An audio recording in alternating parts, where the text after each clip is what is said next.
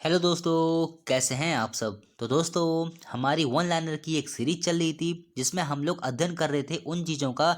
जैसे कि अभी तक हमारा उत्तराखंड का जितना भी कोर्स पूरा हो चुका है, जो जो हमने टॉपिक अभी तक पढ़े हैं, तो वहाँ से अगर हमारे कुछ क्वेश्चन छूट गए हैं तो उन्हीं छूटे हुए प्रश्न को यहाँ पर कवर करवाया जा रहा है।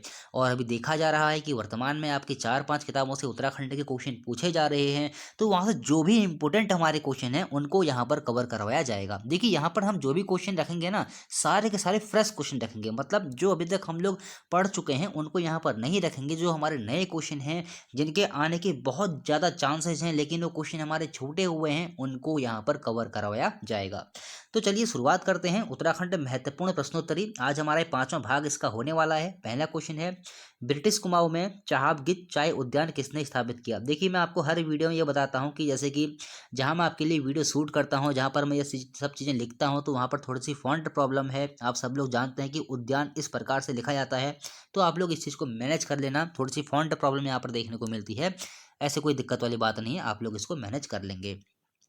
तो देखिए, ब्रिटिश काल से भी काफ़ी क्वेश्चन एग्जाम में पूछे जा रहे हैं। अभी अभी जो भी मैंने आपको ब्रिटिश काल पढ़ा रखा है, 12-13 वीडियो पढ़ा रखी हैं, तो कनिष्क साहित्य के पेपर में सारे क्वेश्चन दोस्तों वहाँ से पूछे गए थे। सब मैं आपको पहले ही करवा चुका हूँ। तो कुछ क्वेश्चन आपके और हैं, उनको भी आप लोग नोट कर लीजिए, हो सकता है ये क्वेश्चन भी आपको एग्जाम में देखने को मिले।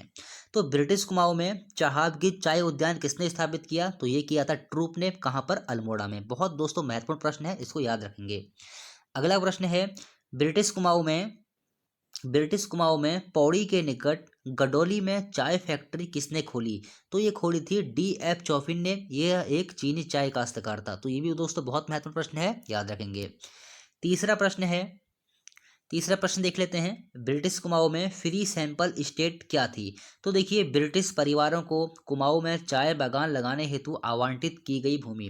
जैसे कि जब यहाँ पर उत्तराखंड में अंग्रेज आते हैं तो यहाँ पर जो चाय की खेती यहाँ पर शुरू करते हैं, तो उन्होंने क्या किया, जो कुछ ब्रिटिश परिवार थे, जो पैसे वाले परिवार थे, उनको कुमाऊं में चाय बागान लगाने के लिए प्रोत्साहित किया और उनको यहाँ पर भूमि आवंटित की। तो उसी को क्या कहा गया, फ्री सैंपल स्टेट।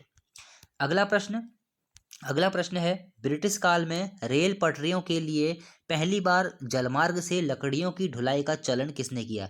देखिए, पहले क्या होता था ना, जैसे उत्तराखंड में जब रेल आई थी, तो रेल का जो आपकी पटरी होती है, जैसे कि रेल होती है, पहले इस पटरी में यहाँ पर लकड़ी के हुआ करते थे, स्लीपर बोलते हैं इनको। ये लकड़ी के, अब तो लोहे के लगते हैं, पहले लकड़ी के लगा करते थे।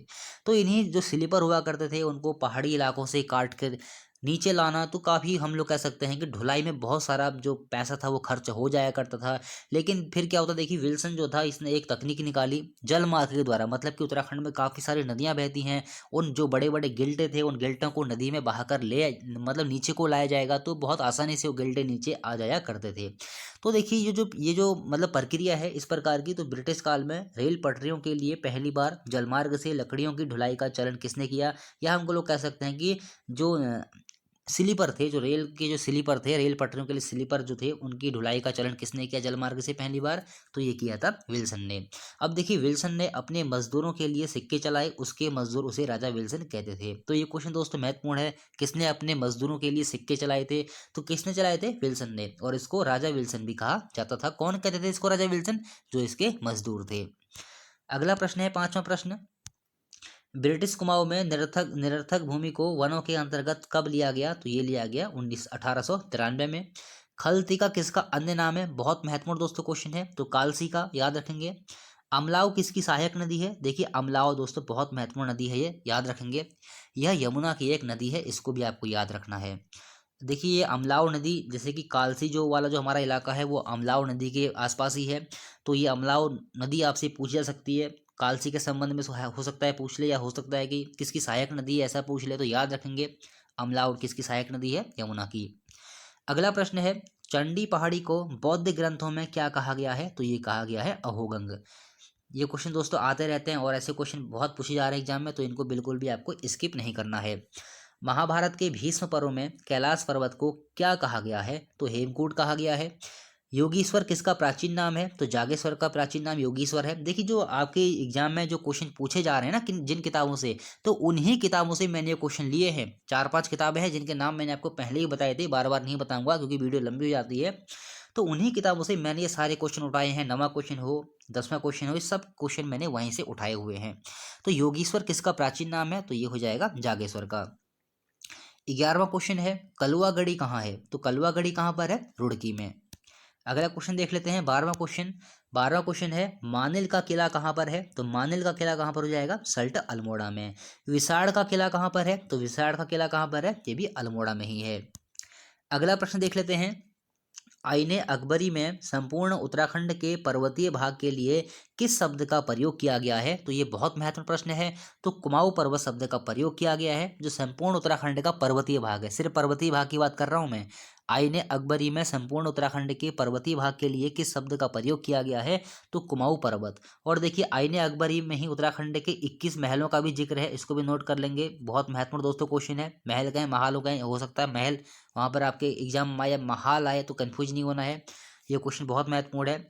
आईने अकबरी में उत्तराखंड में कितने महालों का जिक्र किया गया है? तो 21, याद रखेंगे।